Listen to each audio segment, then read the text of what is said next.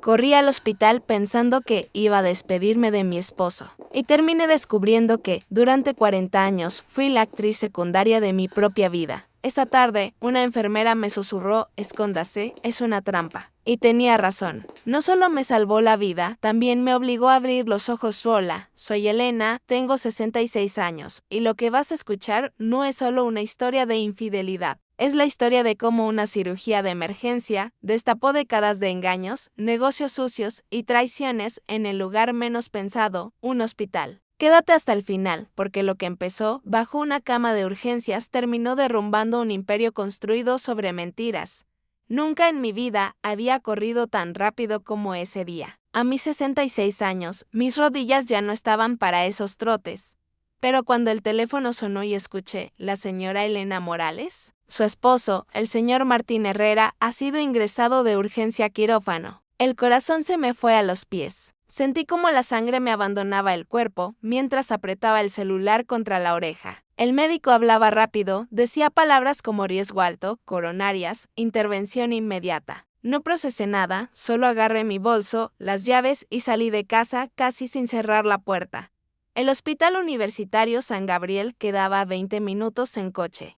Pero ese día el trayecto pareció una eternidad. Recuerdo el cielo plomizo sobre Valencia, las nubes tan bajas que parecía que fueran a aplastarme. En el camino, mi mente se llenó de imágenes de Martín.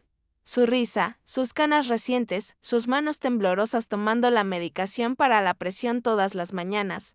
Llevábamos 44 años juntos. 44. Casi toda mi vida adulta había sido la esposa de Martín. Habíamos sobrevivido a crisis económicas, a peleas, a silencios, a la distancia de los hijos cuando se fueron de casa. Pensé que, si el destino había decidido que se fuera, al menos estaría a su lado. En el último momento, al entrar al hospital, el olor a desinfectante me golpeó de lleno. Esa mezcla de cloro, plástico y miedo. Mis pasos resonaron en el pasillo como si llevara piedras en los zapatos. Pregunté por la sala de cirugía, cuarto piso, quirófano 3. Suba por el ascensor del fondo, me indicó una recepcionista, sin levantar mucho la mirada. Apreté el bolso contra mi pecho y caminé lo más rápido que pude. Al llegar al pasillo de quirófanos, vi puertas blancas, luces frías y camillas vacías. Busqué con la mirada el número 3. Estaba al fondo, con un pequeño foco rojo sobre el marco que indicaba intervención en curso. Tragué saliva. Di 2 pasos hacia la puerta, y entonces ocurrió: una mano me sujetó con fuerza del brazo. Señora, no pase. Susurró una voz femenina, urgente, a mi lado. Era una enfermera joven, de ojos grandes y asustados, con la mascarilla bajada hasta la barbilla. Llevaba el cabello recogido bajo el gorro azul y sus dedos se clavaron en mi piel con una desesperación que no olvidaré jamás. ¿Qué pasa? Soy la esposa del paciente, necesito verlo, me dijeron que... No hay tiempo, me interrumpió. Escóndase. Por favor, escóndase ahora mismo. Es una trampa. Sus palabras me helaron la sangre. ¿Qué está diciendo? ¿Una trampa? No entiendo. No pregunte. Si entra ahí, la van a destruir. Métase debajo de aquella camilla, rápido. Me señaló una cama de ruedas estacionada junto a la pared. Fue tan determinante su mirada, tan real el miedo en sus ojos, que no tuve fuerza para discutir. No pensé, no razoné. Solo obedecí. Me agaché con dificultad, el corazón golpeándome en la garganta, y repté hasta quedar oculta bajo la camilla. El metal frío casi rozaba mi espalda y el suelo helado se pegó a mis rodillas. La enfermera empujó la cama unos centímetros, dejándome en un ángulo desde el que podía ver parte del pasillo, pero no a simple vista. No haga ruido, susurró. Y pase lo que pase, no salga todavía. Se alejó a toda prisa. Alcancé a leer su gafete, Carla. Ese nombre quedaría grabado en mi memoria para siempre. Desde mi escondite, veía solo zapatos y rueditas de carritos, suecos verdes, zapatillas deportivas, tacones apresurados. Escuché puertas que se abrían y se cerraban, voces tensas, órdenes breves. Traigan los informes. Cierren la sala. Que nadie más suba sin autorización. Yo respiraba despacio, con miedo de que el ruido de mi pecho delatara mi presencia. El tiempo se distorsionó. No sé si fueron 5, 10 o 15 minutos. Podía sentir el pulso en las sienes, una especie de golpeteo animal primitivo. y entonces los vi primero, unos zapatos negros elegantes, de hombre, nada típicos en un hospital. Subieron por el pasillo a paso firme. Después, unos tacones discretos, beige. Me pegué aún más al suelo hasta sentir el polvo en la mejilla. Cuando levanté un poco la vista, mis ojos casi se salieron de sus órbitas. Era Martín. Mi marido caminaba por ese pasillo con la espalda erguida, sin rastro de dolor, sin suero, sin bata de hospital. Llevaba una camisa clara, el mismo pantalón con el que se había ido por la mañana, el cinturón de cuero que yo le había regalado por nuestro aniversario. No había oxígeno, ni silla de ruedas, ni signos de un hombre en cirugía de emergencia a su lado. Una mujer no era médica, no era enfermera. Iba vestida de civil, con un abrigo gris y el cabello castaño recogido en una coleta baja. Sostenía la mano de Martín con un gesto demasiado íntimo para ser un simple gesto de apoyo. Tranquila, Sofía, le dijo él, con voz suave, casi tierna. Ya casi terminamos con todo esto. Sofía. El nombre me atravesó como un cuchillo. Ella sentía, mordiéndose el labio, evidentemente nerviosa. ¿Y si ella sospecha? Susurró la mujer. No lo harán, respondió Martín. Todo está bajo control. Después de hoy, nadie podrá relacionarnos con nada. Sentí que el estómago se me hacía un nudo. Después de hoy, nadie podrá relacionarnos con nada. Ya casi terminamos. Yo también era nadie, al parecer. Quise salir de debajo de la camilla, gritar su nombre, encararlo allí mismo. Preguntarle por qué demonios estaba caminando como si nada, mientras yo corría creyendo que se moría. Pero mi cuerpo no me obedeció. Las piernas se me quedaron rígidas, sin fuerza. El miedo me paralizó de una forma que nunca antes había sentido. Los vi alejarse por el pasillo hasta perderse tras una puerta que no era la del quirófano, sino otra, sin rótulo visible. El pasillo volvió a quedarse extraño, demasiado silencioso para un hospital en emergencia. No sé cuánto tiempo pasó. Cuando por fin me atreví a salir de mi escondite, las manos me temblaban tanto que tuve que sujetarme de la camilla para incorporarme. Sentía las rodillas entumecidas, la espalda dolorida y el alma como si la hubieran dejado caer desde un quinto piso. Me apoyé contra la pared y respiré hondo, tratando de ordenar lo que acababa de ver. No tenía sentido. Según la llamada del médico, Martín estaba en ese momento en pleno procedimiento cardíaco, luchando por su vida. Según mis ojos, caminaba de la mano de otra mujer, hablando de planes y de que todo terminaría, y, por encima de todo, la frase de la enfermera seguía retumbando en mi cabeza. Escóndase, es una trampa. ¿Trampa para quién? ¿Para mí? ¿Para él? ¿Para otros? No tenía respuestas, solo una certeza que me oprimía el pecho. Algo muy oscuro se estaba moviendo dentro de ese hospital. Y mi esposo estaba en el centro. Bajé al estacionamiento casi sin recordar cómo. El aire frío me golpeó la cara cuando salí. El cielo seguía gris, como si el mundo supiera algo que yo aún no alcanzaba a entender. Me senté en una banca de cemento y me apreté el pecho con la mano. En ese momento, una idea absurda cruzó por mi mente. Tal vez lo había imaginado. Tal vez el estrés, los nervios, la edad, pero no. La mano entrelazada, el nombre Sofía, la seguridad en la voz de Martín. Eso no lo inventa la mente. Ahí, en ese estacionamiento húmedo, fue la primera vez que pensé. Quizás al hombre con el que me casé jamás lo conocí de verdad. No sabía que ese pensamiento era apenas la puerta de entrada al infierno. Volví a entrar al hospital como si nada hubiera pasado. Caminé hacia recepción, intentando controlar el temblor en mis manos. Buenas tardes, dije, con una calma que no sentía. Soy la esposa de Martín Herrera. Me llamaron hace poco, me dijeron que estaba en cirugía. ¿Hay alguna novedad? La recepcionista tecleó el nombre en la computadora. Con la misma frialdad de antes, el señor Herrera sigue en intervención. La cirugía se ha prolongado un poco, pero el equipo está trabajando. En cuanto sepamos algo, se lo comunicaremos. Casi me río en su cara. ¿Sigue en intervención? Lo había visto caminando hace apenas unos minutos. Vivo, erguido, confidente. Pero me tragué la risa y también el llanto. Gracias, esperaré, respondí como una actriz leyendo un guión que ya no soporta. Me senté en una de las sillas de plástico de la sala de espera. Mi cabeza empezó a viajar hacia atrás, hacia el pasado, como si buscara desesperadamente una escena, un gesto, una señal que yo hubiera pasado por alto. Conocí a Martín cuando yo tenía apenas 21 años y él 25. Yo trabajaba en una mercería del barrio y él era auxiliar administrativo en una pequeña clínica. privada. No era el hombre más guapo del mundo, pero tenía algo que entonces me pareció irresistible, una seguridad tranquila y una forma de mirarme como si yo fuera la única persona en la habitación. Nos casamos jóvenes, sin grandes fiestas. Un salón prestado, un vestido que mi madre arregló con sus propias manos, un anillo sencillo. Éramos pobres, pero teníamos algo que yo valoraba más que cualquier cosa, o eso creía, confianza. Él trabajaba largas horas en la clínica y luego en una empresa de gestión médica que fue creciendo con los años. Yo cosía en casa para traer algo más de dinero, hacía arreglos para vecinas, cosía uniformes escolares. Tuvimos 2 hijos, Daniel y Lucía. Pagamos poco a poco un piso pequeño en las afueras. Los domingos eran de misa y comida en familia. Nada espectacular, pero era nuestra vida. Con el tiempo, la rutina se volvió refugio. Yo sabía a qué hora Martín salía, a qué hora volvía, qué camisa prefería los lunes, qué programa de televisión no se perdía los viernes. O al menos eso creía.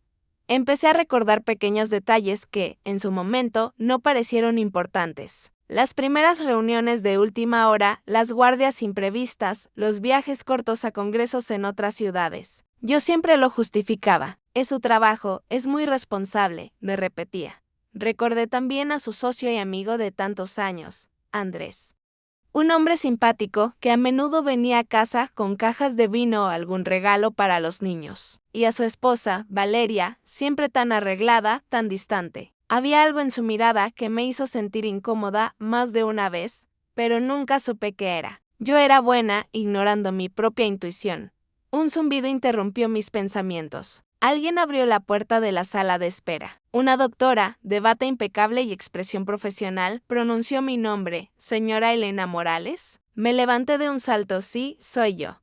Soy la doctora Núñez, del equipo de cardiología. Su rostro serio, entrenado para dar malas noticias, se suavizó apenas. La intervención ha sido complicada pero exitosa. El señor Herrera está estable. Aún está en reanimación, pero en unas horas podrá verlo. Me quedé mirándola, tratando de descifrar si mentía con la misma facilidad con la que respiraba al complicada. Pregunté, ¿de qué tipo de cirugía se trató exactamente? Un procedimiento preventivo sobre arterias coronarias. Había riesgo de infarto inminente. Llegó en muy mal estado, pero afortunadamente actuamos a tiempo. Si yo no hubiera visto lo que vi, habría derramado lágrimas de alivio. Habría agradecido de rodillas, pero ya no era la misma mujer que salió de casa 2 horas antes. Muchas gracias, doctora, musité. Ella me dio una palmada en el brazo y desapareció por el pasillo, dejando tras de sí un olor a jabón y a mentira. Esa noche, me quedé en la sala de espera junto a otras familias. Vi lágrimas, abrazos, rezos. Algunos salían con noticias buenas, otros con la mirada perdida. Yo no era de llorar en público. Me quedé sentada, con la espalda recta y la mente llena de escenas. La camilla, la enfermera Carla, los pasos de Martín, la mano de Sofía. Ya casi terminamos con todo. Al amanecer, por fin me dejaron verlo. Entré en la habitación asignada, en la planta de cardiología. Martín estaba en la cama, conectado a monitores. Sonaban pitidos suaves. Tenía una vía en el brazo y un vendaje sobre el pecho. Podía haber sido la imagen perfecta de un paciente recién operado. Respiraba con normalidad. Demasiado bien, pensé. No parecía un hombre que hubiera estado al borde de la muerte. Cuando abrí la puerta, abrió los ojos. Me dedicó una sonrisa que en otro tiempo habría bastado para calmar cualquier tormenta.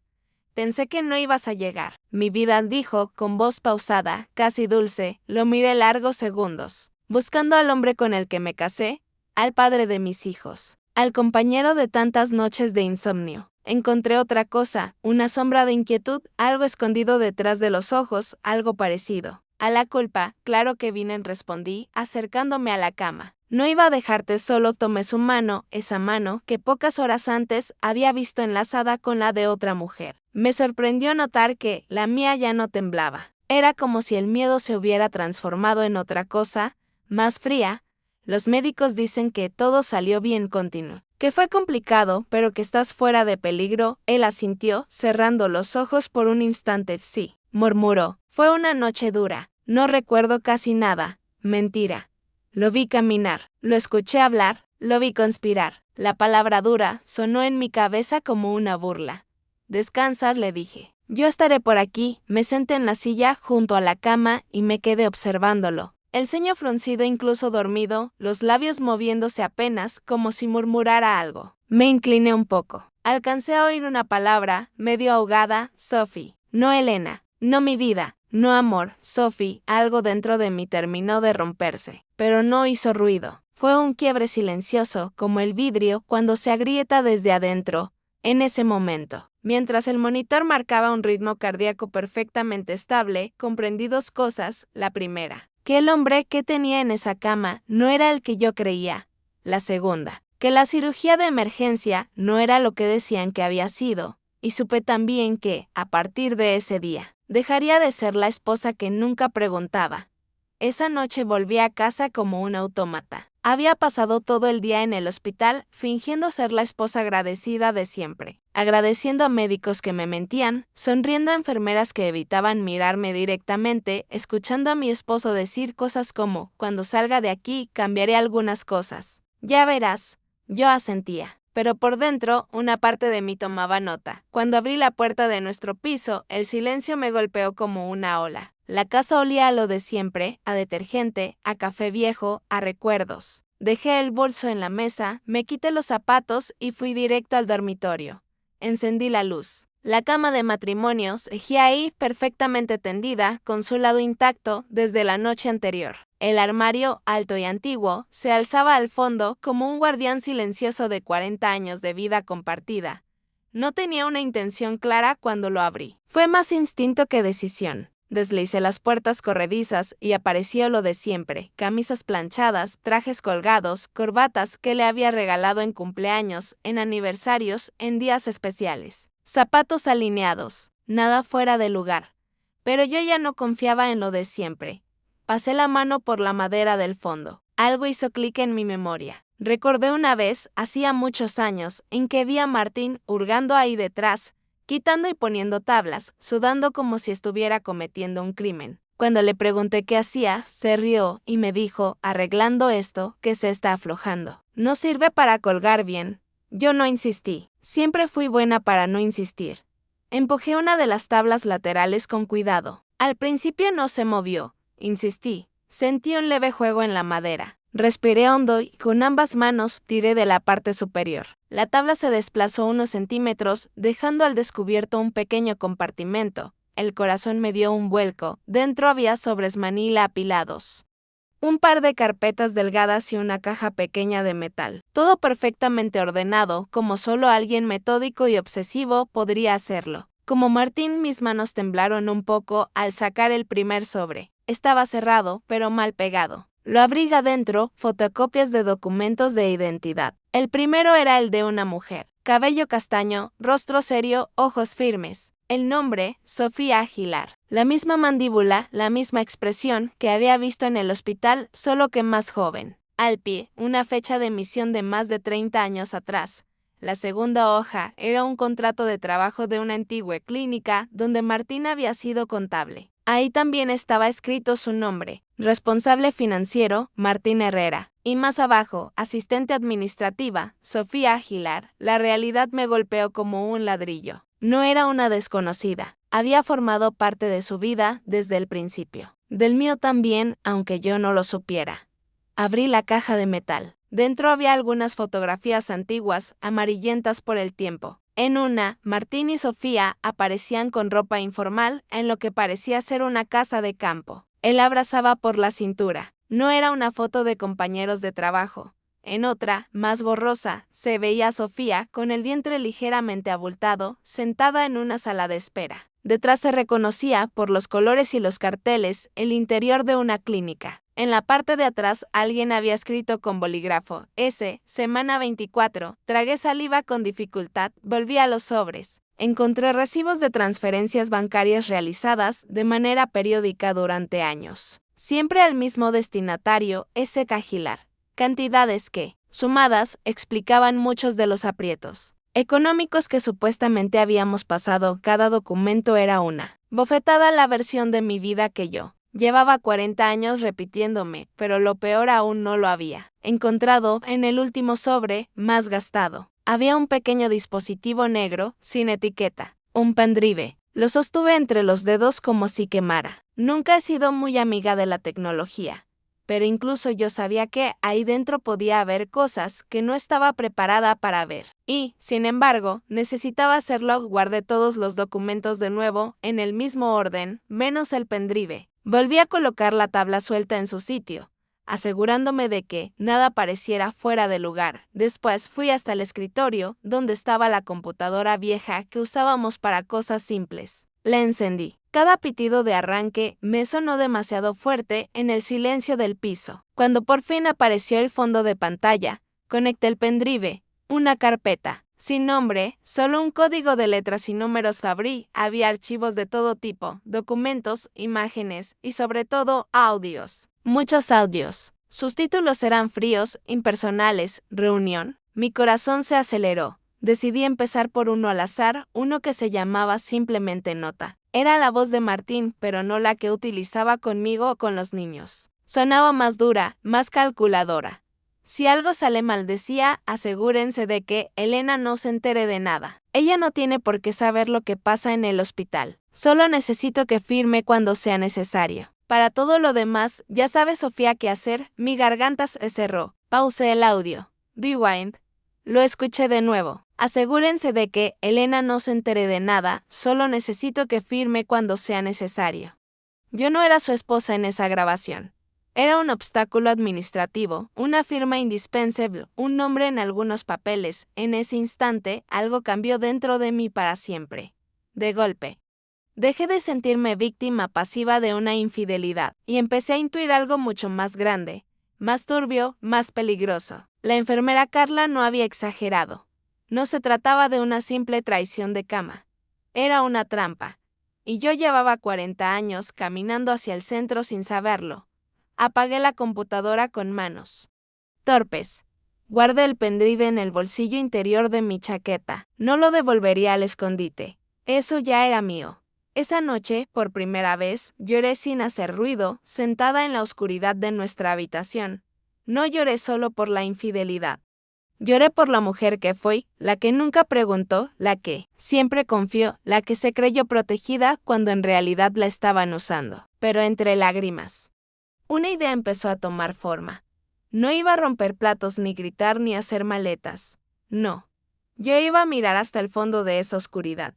Y si había algo que ellos no querían que yo viera, entonces era exactamente eso lo que iba a buscar. A la mañana siguiente, regresé al hospital con el pendrive escondido en el bolso, pegado a mis llaves como un talismán oscuro. No había dormido casi nada. Pero curiosamente me sentía más despierta que en toda mi vida. Al llegar a la habitación de Martín, lo encontré sentado, con la cama semi-incorporada, hojeando una revista que alguien le había dejado. Mira quién madruga, bromeó, vas a terminar más agotada que yo. Le sonreí con la misma amabilidad de siempre. Había pasado tantos años siendo la esposa perfecta que interpretar ese papel ya no me costaba esfuerzo. Quería saber cómo habías pasado la noche, respondí, acercándome a besarle la frente. Dolores, mareos, nada grave, dijo, solo ansiedad por salir de aquí. Ya sabes que odio los hospitales. No tanto como para no utilizarlos. Pensé, pero solo asentí. Durante un rato hablamos de cosas banales, de Daniel, que estaba trabajando fuera del país, de Lucía, que había prometido pasar esa tarde por el hospital, de la vecina del quinto, que se había roto la cadera. Conversaciones normales, casi ridículamente normales, si uno olvidaba que, la noche anterior, yo había escuchado su voz organizando mi propia ignorancia. En un momento, noté que sus ojos se dirigían una y otra vez hacia la mesita donde estaba su teléfono móvil. ¿Esperas una llamada?, pregunté. Como quien no quiere la cosa, de la clínica le improvisó, algunos asuntos se han quedado pendientes. Andrés me dijo que quizá llamaría hoy. El nombre de su socio me produjo un eco incómodo. Andrés y Martín eran inseparables desde hacía décadas. Yo siempre los vi como dos hombres muy trabajadores, ambiciosos. Decían algunos. Otros los llamaban demasiado listos para ser honestos. Nunca presté atención a esos comentarios. Ahora me arrepentía. Al poco rato, una enfermera entró para revisar la vía, cambiar el suero y tomar la presión. No era Carla. Era otra chica, simpática, que se movía con soltura. Habló de cosas técnicas, de parámetros, de valores dentro de lo esperado, nada me sonó real.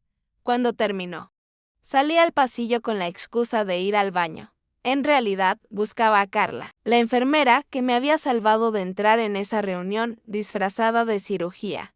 Recorrí el corredor de cardiología, luego la zona de enfermería. Incluso pasé por la máquina de café donde se reunían muchas de ellas. Pregunté por su nombre fingiendo que solo quería agradecerle su atención el día anterior. No tuvieron respuesta clara. Aquí hay varias Carlas, me dijo una auxiliar. Alta, baja, medianita, ojos grandes, pelo oscuro. Ah, sí.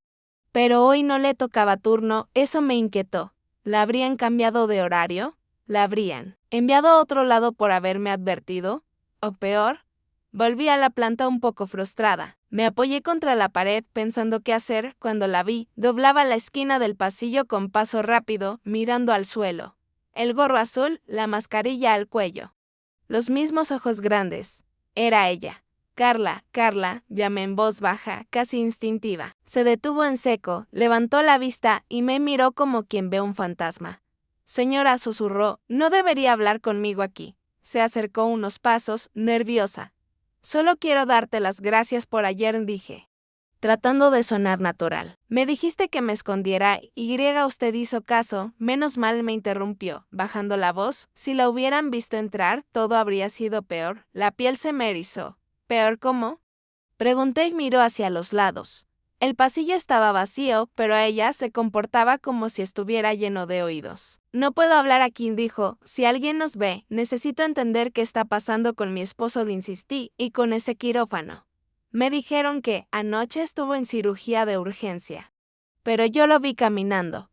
Lo vi, hice una pausa. Lo vi con otra mujer. Sus ojos se llenaron de compasión y de miedo a la vez. La señora debería ir a tomar aire, susurró. Al final del pasillo hay una puerta de emergencia que da a las escaleras. En 10 minutos tengo un cambio de turno. Si usted baja, yo bajo, y sin darme tiempo a responder, se alejó. Retornando a la estación de enfermería, volví a la habitación. Martín dormitaba con la televisión encendida en silencio. No dije nada. 10 minutos después, me levanté. Voy a la cafetería, anuncié. ¿Quieres algo? No, gracias, respondió medio dormido. Solo agua. Tomé el ascensor hasta el fondo del pasillo. Pero en lugar de bajar al vestíbulo, me dirigí a la puerta metálica señalada como salida de emergencia. Miré alrededor, nadie. Empujé la barra y sentí el aire más frío de la escalera. Se escuchó un leve chirrido. Bajé un tramo. Las paredes estaban pintadas de un verde apagado, con carteles de no fumar, desteñidos. A los pocos segundos escuché pasos detrás de mí. Carla cerró la puerta con cuidado. Parecía más pálida que el día anterior. No tengo mucho tiempo, dijo, si me descubren hablando de esto. Me echan, o algo peor.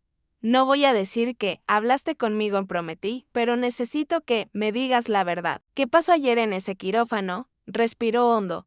Su esposo no estaba siendo operado cuando usted llegó, soltó al fin. La cirugía real había terminado mucho antes. Lo que estaban haciendo ahí era otra cosa. ¿Qué cosa? Una reunión, contestó. Estaban el doctor Murillo, el cirujano jefe, otros 2 médicos que no pertenecen a este hospital y esa mujer de civil que usted vio. Tenían expedientes sobre la camilla, portátiles, papeles para firmar. No había instrumental listo para operar, ni anestesista, ni nada de lo que hay en una operación real. Me agarré al pasamanos para no caer. Todo el cuerpo me vibraba. ¿Y por qué me llamaron diciendo que era una emergencia cardíaca? Porque necesitaban que usted estuviera aquí, murmuró. Querían darle un horario de llegada exacto. Si usted entraba antes de que terminaran, habría visto demasiado. Si la dejaban entrar después, todo sería creíble. ¿Creíble? Repetí, casi con risa amarga. ¿Qué es lo que quieren que yo crea exactamente? Que su esposo es un simple paciente más, dijo. Y no lo es. Aquí todos sabemos que es el del despacho de números. Despacho de números. El corazón se me encogió. Martín siempre hablaba de su trabajo en la empresa de gestión médica como si fuera algo aburrido y tedioso. ¿Qué significa eso? Carla dudó, pero continuó. Su marido se encarga de cosas que no deberían pasar en un hospital. cambios de nombres, modificaciones de informes, movimientos de facturas. Uno no hace muchas preguntas cuando tiene una familia que mantener, pero hay cosas que tragó saliva. Hay cosas que huelen mal. Señora, sentí un escalofrío. ¿La trampa de la que hablaste era para mí? No lo sé. Bajó la voz, solo escuché que uno de los médicos decía, la esposa está viniendo antes de lo previsto. Háganla esperar abajo. Nadie ajeno puede entrar. Tú decidiste meterme debajo de una camilla. Decidí no ser cómplice, dijo con firmeza. Si usted entraba y veía algo, podrían acusarla de haber estado allí. De haber firmado algo, de haber participado. Esa gente tiene poder. Yo solo intenté protegerla. Me quedé mirándola unos segundos. Una desconocida, probablemente veinteañera, que había tenido más valor que yo en 40 años. Carla, dije, con la voz quebrada. Gracias, ella sintió. Con los ojos brillantes. No puedo hacer más, susurró, pero usted sí. Tiene derecho a saber con quién ha vivido todo este tiempo. Un ruido de puerta arriba nos sobresaltó. Carla se enderezó. Tengo que volver al turno. Haga como que solo nos cruzamos. Si alguien pregunta, subió las escaleras rápido y desapareció. Me quedé sola, con las manos apretadas contra la barandilla, sintiendo que el suelo bajo mis pies era cada vez más fino. Mi marido no solo tenía una amante, no solo tenía una vida paralela, estaba metido en algo sucio. En una red en la que hasta las enfermeras caminaban con miedo. Volví a la habitación con una única certeza, no podía seguir actuando a ciegas. Tenía un pendrive lleno de audios. Tenía documentos escondidos en un armario.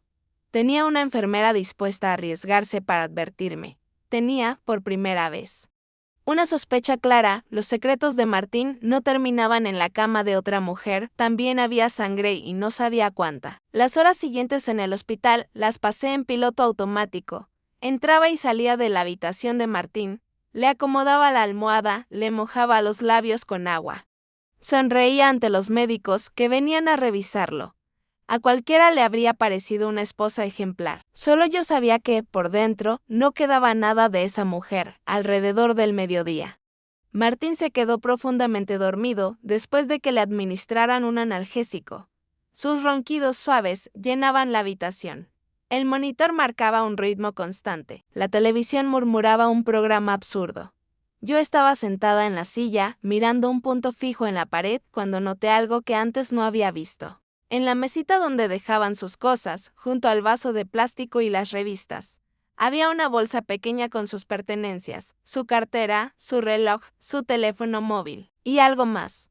Un objeto negro, del tamaño de una palma, envuelto en una funda de gomas sin marcas. No era su móvil habitual. Ese lo conocía muy bien, mismo modelo desde hacía años, mismo fondo de pantalla, mismo tono molesto que yo llevaba media vida escuchando. Este era distinto. Me levanté despacio, como si fuera al baño. Me acerqué a la mesita, lo tomé entre las manos con disimulo. Era un teléfono sencillo, sin carcasa llamativa, de esos que nadie mira dos veces. Lo giré. Tenía algunos golpes, como si llevara tiempo de uso. La pantalla estaba negra. Miré a Martín.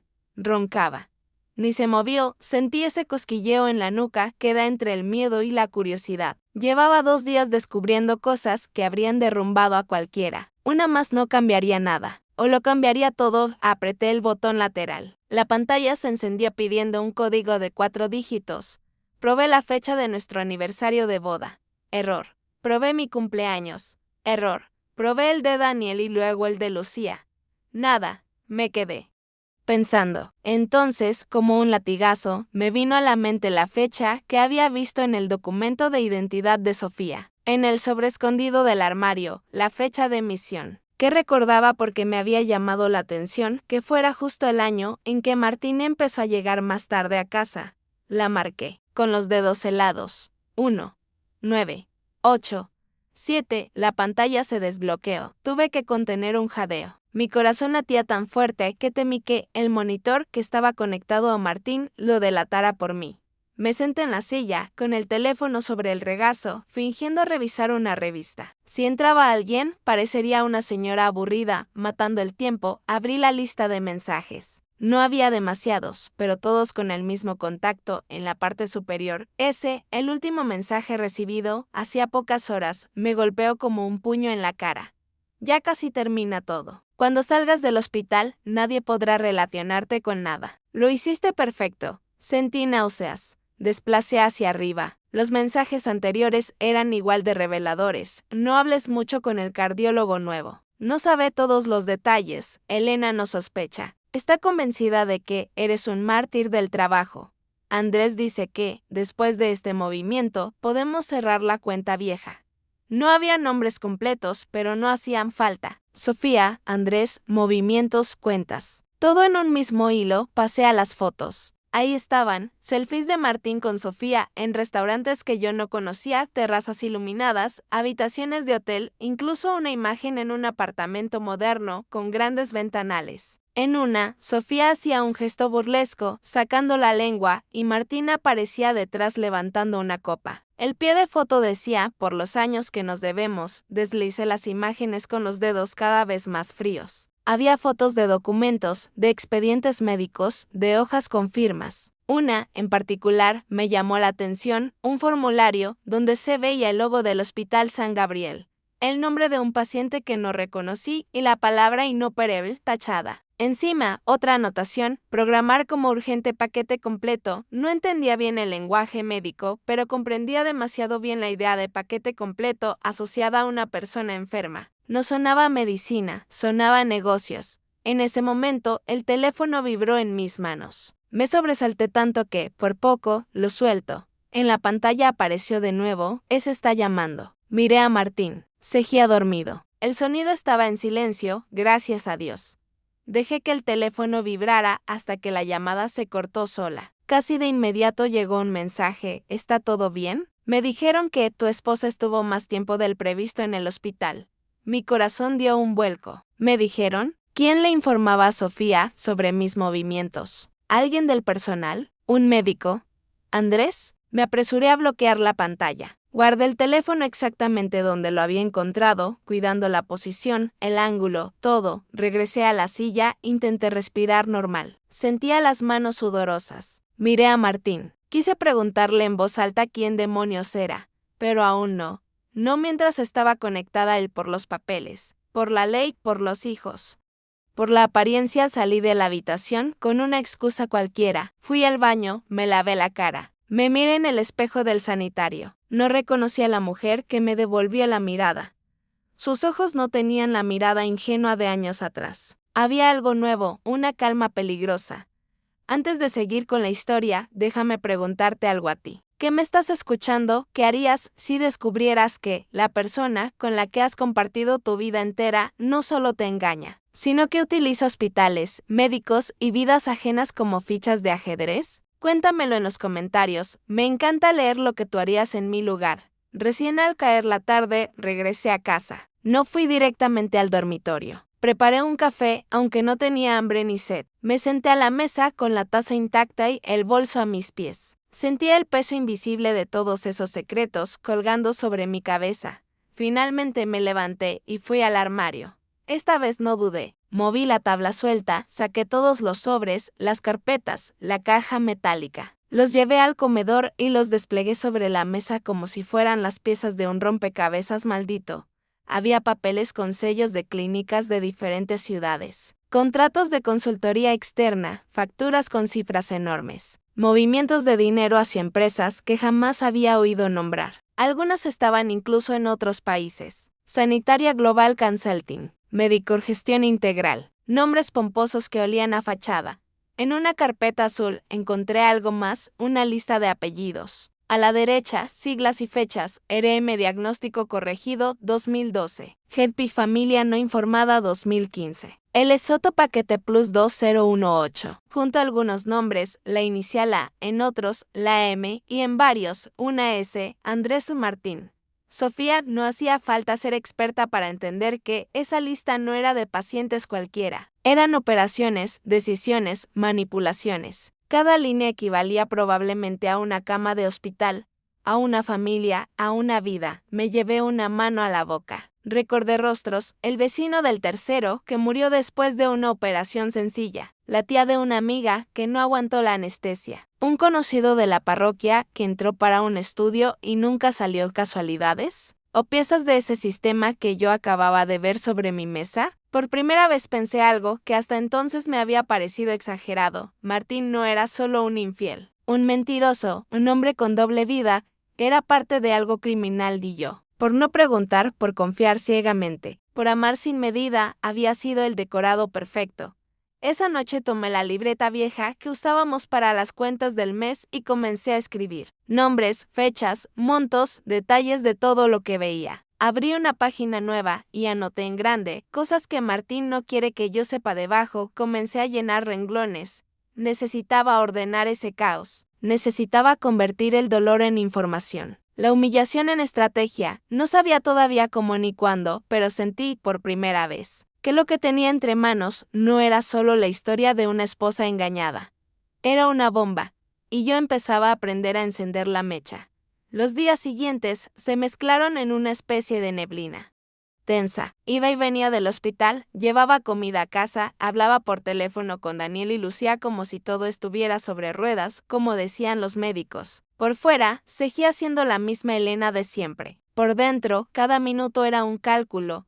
Había algo que me repetía constantemente: no podía dar un paso en falso. No estaba tratando con un marido que había tenido una aventura de hotel barato. Estaba lidiando con una red donde había médicos, empresas, socios, tal vez incluso autoridades. Yo era solo una señora de 66 años con un pendrive y unas carpetas polvorientas, pero también era la única que ahora veía el cuadro completo una tarde. Después de visitar a Martín y escuchar al cardiólogo decir que iba evolucionando de maravilla, me fui directamente a casa de alguien a quien no veía hacía años, Marta, una antigua compañera mía de juventud que, por cosas de la vida, acabó trabajando como secretaria en la primera empresa de gestión médica donde Martín y Andrés habían crecido profesionalmente. Me abrió la puerta con el mismo delantal floreado de siempre, pero con más arrugas y el cabello más blanco de Elena. Exclamó sorprendida. Pensé que te habías olvidado de mí, ojalá pudiera olvidarme de muchas cosas, respondí, con una sonrisa triste. ¿Tienes un ratito para un café? Nos sentamos en su cocina como en los viejos tiempos. Ella empezó hablando de sus hijos, de sus dolores de rodilla, de la subida de la luz. La dejé desahogarse. Luego fui al punto. Marta, tú trabajaste muchos años con Martín y Andrés, ¿no? Me miró de reojo. Sí. Yo fui la tonta que les tecleaba todo mientras ellos se llevaban los méritos, bromeó, pero en su voz había una espina. ¿Recuerdas a una mujer llamada Sofía Aguilar? El silencio que siguió fue muy distinto al de una cocina cualquiera. Marta dejó la taza sobre el platillo, con cuidado. Claro que la recuerdo, dijo al fin. ¿Cómo olvidarla? ¿Qué sabías de ella? Marta respiró hondo. Elena, ¿por qué preguntas eso ahora? La miré fijamente. Porque la vi en el hospital con Martín. Porque tengo documentos, transferencias a su nombre, listas de pacientes. Porque hay cosas que no me cierran. Y porque estoy cansada de ser la última en enterarme de todo. Marta bajó la mirada, se frotó las manos. Yo siempre pensé, comenzó. Siempre pensé que tú sabías. Que habías decidido mirar para otro lado. Una risa amarga se me escapó. No sabía nada, Marta. Y si en algún momento lo intuí, lo enterré por miedo a quedarme sola. Como muchas, ella sintió lentamente. Sofía era más que una asistente, confesó. Llevaba las cuentas peligrosas. Así les decían ellos. No eran las de las nóminas, ni las de los proveedores normales. Eran otros papeles. Yo no tenía acceso, pero los veía entrar y salir en sobrecerrados. A veces se quedaban hasta tarde, los tres, Martín, Andrés y ella. Yo me iba antes, claro, pero el guardia del edificio me contaba que salían de madrugada. ¿Qué tipo de cuentas eran? No lo sé con exactitud, lo admitió, pero escuché conversaciones sueltas. Paquete completo, familia no informada, clínica asociada. Y nombres. Uno que nunca se me olvidó fue el del doctor Murillo. Era como un dios para ellos, el mismo cirujano que Carla había mencionado. Y dime una cosa más, me atreví. ¿Sabías algo de un hijo? Marta cerró los ojos un segundo. Todos lo sabían, Elena dijo en voz baja. Menos tú, por lo visto. Sofía desapareció un tiempo y cuando volvió ya no era la misma. Tenía un brillo raro en la mirada. Y Martín estaba distinto, más tenso, más protector con ella. Nadie lo dijo en voz alta, pero en la oficina se da por hecho cuando algo así pasa. Lo comentaban como si fuera un secreto a voces, pero delicado. Yo nunca supe qué hacer. Quise decírtelo una vez, ¿te acuerdas aquella comida en la que estabas rara y me preguntaste si Martín tenía algo con alguien? Lo recordaba. Yo había notado un perfume distinto en su camisa una noche y, en un arranque de valentía, se lo pregunté veladamente a Marta. Ella se puso nerviosa. Cambió de tema, pensé que era mejor no meterme en continuo. Creí que tú preferirías no saber, un nudo se me formó en la garganta. No saber no me protegió de nada, susurré. Solo me hizo más útil para sus mentiras. Marta me tomó la mano. Lo siento, Elena. De verdad, nunca imaginé que las cosas fueran de este tamaño. Yo tampoco respondí, pero ahora ya lo son. Cuando salí de su casa, llevaba más peso en el bolso y también en el pecho. No era solo una amante vieja, era la madre de un hijo que había crecido en la sombra, financiado quién sabe cómo. Y todo en torno a hospitales, pacientes, cifras. Esa noche, en casa, volví a encender la computadora y a conectar el pendrive. Abrí otra grabación, esta vez marcada como reunión. Si llega una auditoría, van a empezar a preguntar por qué tantos pacientes terminan en la misma clínica asociada. Habrá que fragmentar. Andrés, tú te encargas de los contratos nuevos. Sofía, tú llevas la lista de los casos especiales. A Elena la mantenemos al margen de todo. Una voz que deduje era la del doctor Murillo intervino, mientras las familias sigan firmando los consentimientos sin leer. Nosotros estamos cubiertos. Se oyeron risas, vasos chocando. Pausé el audio. Sentí ganas de arrojar la computadora por la ventana. Nosotros. Familias firmando sin leer. Casos especiales. No sabía todavía qué forma exacta tenía ese monstruo. Pero si sabía algo, alimentarlo implicaba traicionar la vida de muchos. Y yo dormía al lado de uno de sus cuidadores. Esa noche, en lugar de llorar, hice algo distinto. Volví a la libreta y comencé a trazar líneas. Entre nombres de pacientes y nombres de médicos, entre clínicas y empresas, entre Sofía, Andrés, Martín y el doctor Murillo. Era como dibujar una telaraña. Al final de la página escribí una frase que salió sola: no quiero venganza ciega, quiero verdad con consecuencias. Porque sí, quería que sufriera. Quería que sintiera en carne propia lo que es que te derrumben el mundo. Pero también quería algo más grande, que esa estructura que él consideraba intocable se tambaleara. Y para eso, iba a necesitar algo más que lágrimas y reproches. Iba a necesitar un plan. Regresé al hospital al día siguiente con la mente más fría y los ojos más abiertos que nunca. Ya no veía solo paredes blancas, camas y batas. Veía números, listas, transacciones escondidas tras cada puerta. Veía rostros de gente que no sabía que formaba parte de un juego. Me quedé en la sala de espera un rato, fingiendo leer una revista vieja. Desde ahí podía ver el pasillo que llevaba a la habitación de Martín. La gente entraba y salía, enfermeras, médicos, familiares. Nada fuera de lo normal. Hasta que la vi. Sofía llegó vestida con una sobriedad estudiada, pantalón oscuro, blusa clara, abrigo largo. Llevaba gafas de sol, a pesar de que dentro no hacían falta. Caminaba con esa seguridad silenciosa de quien sabe que tiene derecho a estar en lugares donde otros creen que no. Se detuvo unos segundos en el mostrador de información. Alcancé a escuchar parte de la conversación. Buenos días, vengo a ver al señor Martín Herrera. Habitación 412. La recepcionista tecleó algo y asintió, sin sorpresa. Sofía estaba registrada como visita habitual. Eso me heló la sangre que esperé a que el ascensor se cerrara detrás de ella. Conté mentalmente hasta 10, como si estuviera recitando un rosario pagano. Luego me levanté y tomé otro ascensor, subiendo al mismo piso, pero por la zona contraria. Llegué frente a la habitación. La puerta estaba entreabierta. Me quedé en el pasillo, pegada a la pared, con el corazón en la boca. Escuché su voz. Te ves mejor, decía Sofía. Casi como nuevo. No exageres, respondió Martín, con una carcajada baja. Los puntos tiran, pero al menos sigo vivo. Vas a salir de esta sin una sola mancha. La voz de Sofía se volvió más seria. El doctor Murillo se aseguró de que el informe diga exactamente lo que necesitamos. ¿Y Elena?, preguntó él. Estuvo rara ayer.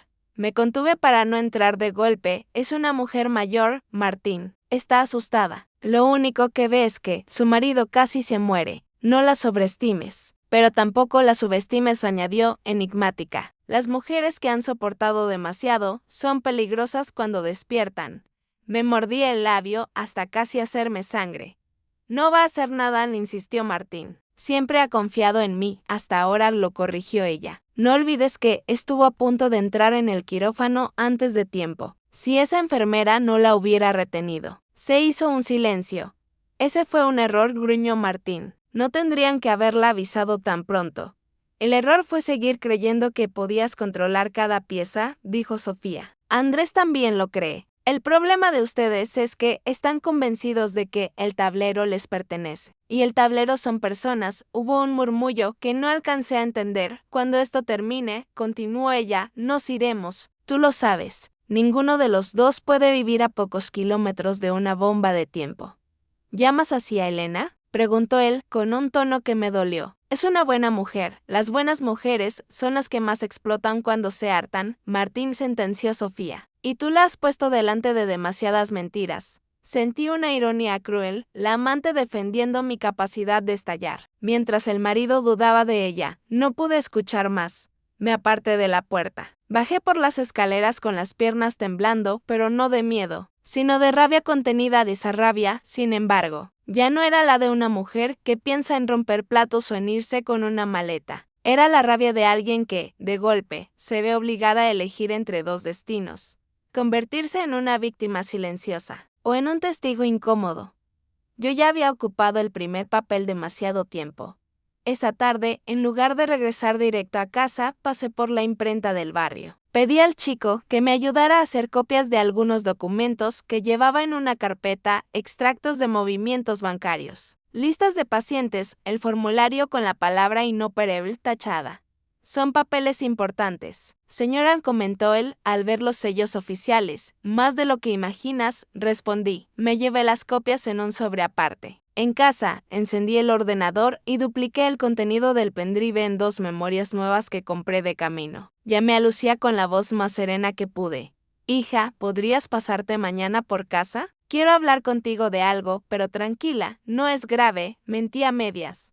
También llamé a una persona más, Teresa, la viuda de un ex compañero de Martín. Su marido había muerto después de una supuesta operación sencilla. Yo estuve en su velorio, llevándole una bandeja de empanadas, mientras Martín decía frases como Dios sabe lo que hace y los médicos no son magos. Teresa, le dije por teléfono, necesito verte. Hay algo que creo que deberías saber de tu marido y del mío. Esa noche, mientras la ciudad se dormía, yo estaba completamente despierta. El ruido del tráfico lejano me parecía un recordatorio de que el mundo seguía girando, aunque mi vida estuviera patas arriba. Frente a mí, sobre la mesa, había 3 pequeños dispositivos, el pendrive original de Martín y 2 copias. Uno lo guardé en una caja de galletas metálica que enterré, envuelta en plástico, en una maceta grande del balcón. El otro lo puse en un sobre y escribí un nombre: entregar a la prensa si me pasa algo. No sabía aún a quién se lo daría, pero lo tendría preparado. Me miré en el espejo otra vez antes de ir a la cama. Las arrugas, las canas, las ojeras. Todo seguía ahí, pero había algo distinto por primera vez en 44 años. No me vi como la esposa de Martín Herrera, me vi como Elena. Solo Elena. Y esa mujer ya no estaba dispuesta a seguir siendo la sombra de nadie. Una semana después de la cirugía, los médicos decidieron dar de alta a Martín. Todo había salido mejor de lo esperado, según ellos. Yo sonreí en cada palabra, agradecí cada indicación. Asentí ante cada recomendación. Reposo relativo. Dieta baja en sal, nada de sobresaltos, dijo el cardiólogo, sin saber que el mayor sobresalto lo tenía durmiendo en casa. Ni se imaginaba que ese hombre que él veía como un paciente ejemplar era, para mí, un extraño con más vidas en su espalda de las que podía contar. Cuando llegamos al piso, los vecinos salieron a saludarlo desde las puertas, algunos con flores, otros con abrazos. Milagro, Elena, dijo la señora del tercero. Dios te lo devolvió. Yo apreté los labios en una sonrisa. Sí, respondí. Me lo devolvió muy vivo. Lo acomodé en el sofá, con cojines detrás de la espalda, una manta sobre las piernas. Le preparé un té, le puse la televisión. Hice todo lo que se espera de una esposa que casi pierde a su marido. Por dentro, me repetía, cuanto más cómodo esté, menos sospechará. Los primeros días se movía poco. Su rutina era casi infantil: comer, dormir, tomar medicinas, ver noticias. De vez en cuando llamaba a Andrés o recibía mensajes en su móvil oficial. Yo fingía no dar importancia. Pero había algo que no podía sacar de mi mente: aquel teléfono negro oculto en la bolsa del hospital. No tardé en descubrir dónde lo había guardado. Una tarde se quedó dormido en el sofá. Su respiración se hizo pesada, profunda. Me acerqué despacio, como siempre había hecho, para acomodarle la manta. Noté un bulto extraño en la parte posterior del cojín donde recostaba la espalda. Lo levanté un poco. Ahí estaba, escondido entre la tela y la estructura, el teléfono secreto, envuelto en un pañuelo. Lo saqué con la delicadeza de quien retira una espina. Lo llevé al dormitorio, cerré la puerta con llave y me senté en la cama. Lo desbloqueé con el código que ya conocía. Había mensajes nuevos. Andrés, tenemos que hablar del documento que falta. No confío en el nuevo enfermero. Pregunta cosas, número desconocido. La viuda de RM está preguntando por el informe original. RM. Ese nombre estaba en la lista de pacientes de la carpeta azul. Al lado de sus iniciales, en el documento de Martín, decía diagnóstico modificado. Familia no informada. El corazón se me encogió. Pensé en Teresa, la mujer a la que había llamado días antes. La viuda que nunca entendió por qué su marido no salió de aquella cirugía de rutina. Una mujer como yo, tal vez más ingenua aún, decidí que no podía seguir aplazando las cosas. Guardé el teléfono donde estaba, volví al salón y lo observé dormir. Parecía tan frágil. Y sin embargo, sabía que había sido capaz de cosas terribles. Ese contraste me dolía más que cualquier infidelidad. Esa misma tarde, mientras él cabeteaba frente al televisor, entré en su estudio. Un cuarto pequeño, lleno de carpetas, archivadores, una vieja computadora y un cuadro anodino de un paisaje colgado en la pared. Recordé las notas del pendrive, el audio donde mencionaba la caja fuerte de siempre. Me acerqué al cuadro. Lo descolgué debajo, empotrada en la pared, una caja gris con un teclado numérico. No fue difícil adivinar el código. No usé fechas nuestras esta vez. Usé el número de la cuenta de Sofía, que había visto repetido varias veces en las transferencias. Lo marqué como si jugara a la lotería. La caja hizo un sonido seco y se abrió dentro. Fajos de billetes, varios sobres con sellos notariales, pasaportes a nombre de personas que no reconocí y un cuaderno negro, de tapa dura. Lo tomé con la sensación de estar sosteniendo el corazón del monstruo. Lo abrí. No eran confesiones emocionales ni un diario de remordimientos. Era un libro de cuentas. Nombres de clínicas, iniciales de pacientes, fechas de intervenciones, montos de dinero. A la derecha, pequeñas anotaciones en lápiz. Familia conflict, viuda controlada, pago al Dr. X. En una página, reconocí un nombre que me atravesó: Raimundo M., el marido de Teresa. A su lado, RM paquete completo. Herencia solventa deuda. Viuda amortiguada. Tuve que sentarme. En esos fríos apuntes, mi vecino de antaño no era una persona, era una oportunidad. Una línea más en una hoja de cálculo. Pasé las páginas casi con desesperación. Había decenas de casos. Algunos tenían una X al final, otros una. No quería imaginar qué significaba cada símbolo. Fotografié varias páginas con mi propio teléfono. Cerré el cuaderno, lo guardé de nuevo, ordené todo exactamente como estaba. Volví a colgar el cuadro. En la puerta del estudio me detuve. Por primera vez, tuve una visión clara del tablero. Martín no era un pobre hombre arrastrado por una amante ambiciosa. Tampoco era solo una pieza. Era un jugador activo, uno de los que había aprendido a mover hilos. Y yo, Elena, estaba entrando en el juego tarde, sí, pero con algo que ellos no tienen, nada que perder. Los días siguientes los dediqué a tejer en silencio. Visité a Teresa y le mostré, con cautela, solo una parte de lo que sabía. No todo. No quería romperla de golpe. No sé qué hacer con esto, me dijo, llorando. Una parte de mí quiere olvidarlo. Otra quiere verlos arder. No estás sola, le respondí. Y no será solo tu historia. Hay más como tú. También hablé con Lucía, mi hija. No le conté todos los detalles de los negocios turbios, pero sí le dije algo importante: que había descubierto una infidelidad de años, que su padre había llevado una doble vida. Siempre lo sentí distante contigo, confesó ella, como si hubiera una parte de él que nunca estaba en casa. Creí que eran cosas mías. No eran cosas tuyas, le dije. Eran cosas de él, y tampoco eran solo de cama. Hay asuntos más graves. Lucía me abrazó. ¿Qué piensas hacer, mamá? Me quedé en silencio unos segundos. No voy a destruir tu vida ni la de tu hermano por venganza, respondí. Pero tampoco voy a proteger a tu padre de sus propias decisiones. Cuando todo salga a la luz, cada quien elegirá de qué lado quiere estar. Ella sintió, con lágrimas en los ojos esa noche, antes de dormir, miré a Martín en la cama. Respiraba tranquilo, ajeno al hecho de que, a pocos metros de su almohada, una mujer estaba organizando la caída de su pequeño imperio. Yo no era policía, ni jueza, ni periodista. Era solo una esposa cansada de ser decorado. Pero eso, a veces, es justo lo que hace más daño, cuando alguien que siempre te sostuvo decide soltar el sostén. Y yo estaba a punto de soltarlo todo. El día del enfrentamiento no llegó con truenos ni rayos. Fue un jueves cualquiera, de cielo despejado sobre Valencia, como si el mundo quisiera aparentar normalidad, mientras en mi casa se preparaba un terremoto. Fue idea de Martín, podríamos hacer una cena con los chicos, propuso una mañana, para celebrar que sigo vivo, algo sencillo, solo a nosotros. Solo a nosotros. Me dolió un poco esa frase, sabiendo cuántos nosotros tenía él repartidos por ahí, pero asentí con calma. Me parece bien. Daniel vendrá el fin de semana, podemos hacerlo entonces, llamé a los dos. Daniel pidió permiso en el trabajo y viajó desde Madrid. Lucía salió antes de la oficina. Ninguno sospechaba nada. Creían que sería una cena de familia para agradecer el milagro, mientras tanto, yo cociné como nunca. Pollo al horno, ensalada templada, un postre que llevaba horas de preparación. Cada movimiento que hacía en la cocina era un modo de ordenar mis pensamientos. Antes de que llegaran los chicos, tomé el pendrive original, el cuaderno negro y algunas copias de documentos. Los guardé en una carpeta y la escondí en la repisa del mueble del comedor, donde pudiera alcanzarla con facilidad.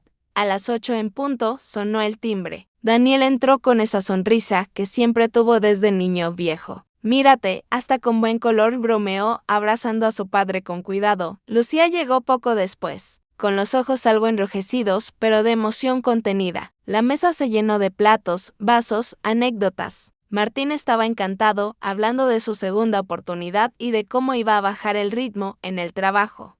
Yo lo observaba, silenciosa, midiendo cada gesto. En mitad de la cena, mi teléfono vibró. Revisé la pantalla. Un mensaje, estoy abajo. ¿Seguro que quieres que suba? Era de Teresa. Le había pedido que viniera con alguien más. Alguien que tenía derecho a estar allí, aunque a Martín no le gustara. Le respondí, sí. Ahora, ¿quién era? Preguntó Martín, cortando la conversación sobre fútbol. Nada importante, dije. Ya lo verás.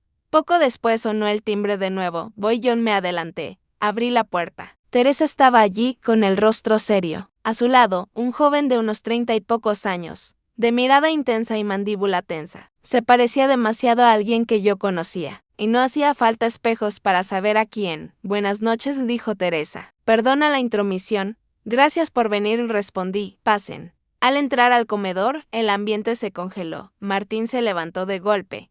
¿Qué hacen aquí?, preguntó, intentando sonar cordial, pero la voz le salió más aguda. Daniel frunció el ceño. Lucía miró de uno a otro, confundida. Mamá, ¿qué pasa?, susurró. Yo respiré hondo. El momento había llegado. Antes de seguir cenando dije, con voz clara, quiero hacer un pequeño brindis, pero no con vino. Fui al mueble, tomé la carpeta y la dejé sobre la mesa. El cuaderno negro cayó con un golpe seco. Saqué también 2 pendrives. Quiero brindar por la verdad, le añadí. Elena, ¿qué es todo esto? Martín ya no sonaba simpático. No es momento de. Es exactamente el momento, lo interrumpí. Durante 44 años, tú elegiste el momento para todo. Yo elegía las cortinas, la comida, los cumpleaños. Tú elegías el resto. Pues bien, esta vez elijo yo. Abrí el cuaderno por una página marcada. Empecé a leer en voz alta. RM paquete completo. Herencia solventa deuda. Viuda amortiguada. Levanté la vista hacia Teresa. Este es tu marido, ¿verdad? Raimundo. Teresa apretó los labios, conteniendo lágrimas. Hablas como si fueran productos continuos, como si las personas fueran paquetes. Aquí hay muchos más. Pase las páginas. Familia no informada, diagnóstico corregido, caso especial. ¿Te suenan estas expresiones, Martín? ¿No sabes de qué estás hablando?, soltó él, pálido. Yo creo que, sí, dijo de pronto el joven que acompañaba a Teresa. Y creo que él también sabe quién soy. Martín lo miró con los ojos muy abiertos. El silencio se hizo espeso. «Te pareces mucho a tu padre», murmuró, casi sin aire.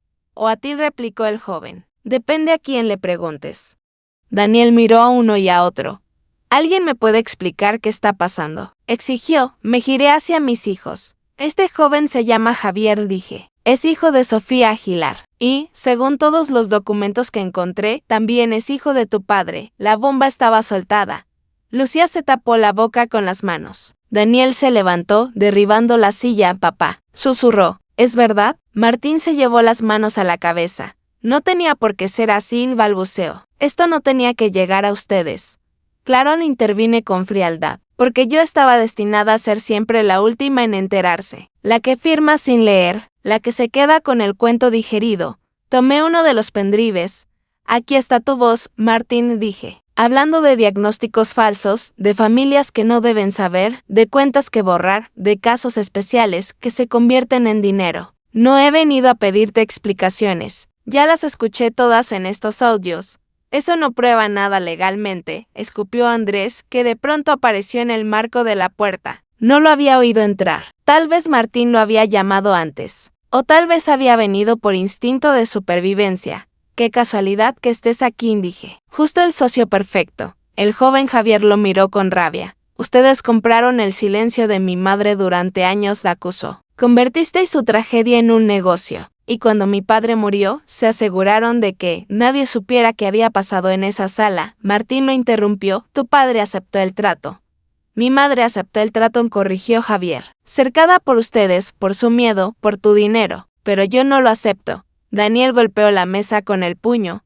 «He admirado a un hombre que hacía esto», dijo, temblando. «Un hombre que se sentaba a la mesa con nosotros después de mandar a cualquiera al quirófano como si fuera un número». Lucía lloraba en silencio. Yo me incorporé y caminé hasta la puerta del salón. La abrí.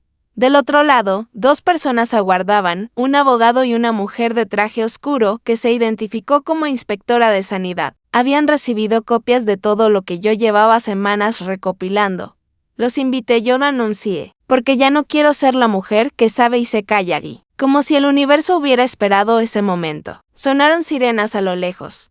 No voy a mentirte, lo que vino después fue un caos. La policía llegó poco después de que la inspectora terminara de revisar por encima los documentos. El cuaderno, las copias, los audios. No era una película. No hubo discursos heroicos ni aplausos. Hubo gritos, nervios, empujones. Los vecinos, chismosos, se asomaban por las ventanas y puertas. Martín fue conducido a comisaría, esposado, con el rostro desencajado. Andrés también. La inspectora habló de indicios graves, de red de corrupción sanitaria, de manipulación de informes médicos. Yo solo escuchaba a medias. Era como si mi mente hubiera desconectado el audio exterior, ocupada procesando 44 años de mi propia vida.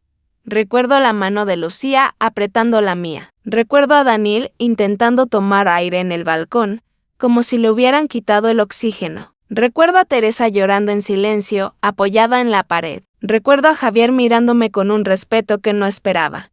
«Gracias», me dijo antes de irse con su madre. «No por mí, por todos». Yo asentí, sin palabras. No lo hice por ser valiente, lo hice porque me habían empujado al borde. Y la única opción que me quedaba era saltar. O empujar de vuelta. Los meses siguientes fueron una sucesión de interrogatorios, abogados, declaraciones, portadas de periódicos. El caso Herrera Murillo salió en televisión. Se habló de una trama de operaciones innecesarias, de diagnósticos alterados para justificar intervenciones costosas, de pacientes derivados a clínicas amigas donde las cifras se inflaban. Se mencionaron nombres que yo había visto en el cuaderno negro. Algunas familias comenzaron a recordar detalles que antes habían sentido raros pero habían enterrado. Yo no era la protagonista de esa noticia. Pero mi nombre aparecía como la esposa que destapó la red. Me llamaron de programas para dar entrevistas. No fui a ninguno. No quería convertirme en espectáculo. Ya bastante había vivido siendo la actriz secundaria de la vida de otro como para ahora ser un personaje público de su caída. Un día, mi abogado me llamó. «Martín quiere verte», me dijo. «Desde prisión. Dice que tiene algo importante que decirte». Mi primera reacción fue negarme. ¿Para qué? ¿Para escuchar nuevas excusas, nuevos discursos? Pero luego pensé en otra cosa, en el cierre. en la necesidad de mirar a la cara al hombre al que había amado toda mi vida y despedirme sabiendo quién era realmente. Te acepté. El centro penitenciario olía a humedad, metal y resignación. Me hicieron pasar por controles, me revisaron el bolso, tomaron nota de mi DNI. Me sentaron en una sala de visita separada por una mampara de vidrio, con teléfonos a ambos lados. Cuando Martín entró, casi no lo reconocí. No era el hombre seguro de la multitud de congresos, ni el pilar de la familia que había fingido ser tantos años. Estaba más encorvado, con el rostro hundido y el cabello gris descuidado. Los ojos, sin embargo, eran los mismos. Se sentó al otro lado, tomó el teléfono. Lo imité. Elena dijo con voz rota. No sabes cuánto lo siento. Lo miré largamente. Sí, lo sé, respondí. Lo supe cuando escuché tus audios. Lo supe cuando leí tus notas. Lo sé ahora que estás aquí. Pero el arrepentimiento no borra lo que se hizo. Solo lo nombra. Se pasó una mano por la cara. No quise arrastrarte a esto. Me arrastraste desde el primer día que decidiste usar mi firma, mi nombre y mi confianza como escudo, repliqué. La diferencia es que yo tardé 4 décadas en verlo. Guardó silencio unos segundos. Hay algo que no encontraste, dijo al fin, o que no has querido mirar. Entrecerré los ojos. Si se trata de más horrores, te ahorro el trabajo. No necesito saberlo todo, no negó. Es algo distinto. Una cuenta, un fondo. A tu nombre. Me quedé helada. ¿De qué hablas? Durante años aparté dinero en una cuenta limpia, legal, sin mezcla con los otros negocios, le explicó. Solo a tu nombre. Lo hice porque sabía que un día todo esto podía salir mal. No quería que tú te quedaras sin nada.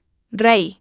Una risa seca, sin humor. Te pasaste la vida usándome como coartada, como decoración, como buena conciencia. Ahora pretendes convertirme en beneficiaria de tu culpa. Llámalo como quieras, susurró. Pero ese dinero es tuyo. Nadie puede tocarlo. Está en un banco extranjero, a salvo de embargos. El último archivo del pendrive, el que marcaste final, tiene las instrucciones. Supe que decía la verdad. Martín siempre había sido metódico hasta la obsesión. ¿Y qué esperas? Pregunté. ¿Que te lo agradezca? ¿Que te visite cada semana? ¿Que te lleve comida casera y te diga que, en el fondo, sigues siendo buen hombre? Sus ojos se llenaron de lágrimas. No espero nada, admitió. No tengo derecho a esperar nada de ti. Solo quería que supieras que hubo una parte de mí que pensó en ti. Aunque fuera tarde. Aunque fuera mal, lo miré por un momento que se me hizo eterno. Hubo una parte de ti que pensó en mí cuando ya habías destruido todo lo demás, corregí. Esa parte, si existió, no borra a las otras. Colgué el teléfono antes de que pudiera decir más. Me levanté y me fui, sin mirar atrás. Mi abogado comprobó después la existencia de esa cuenta. Era real.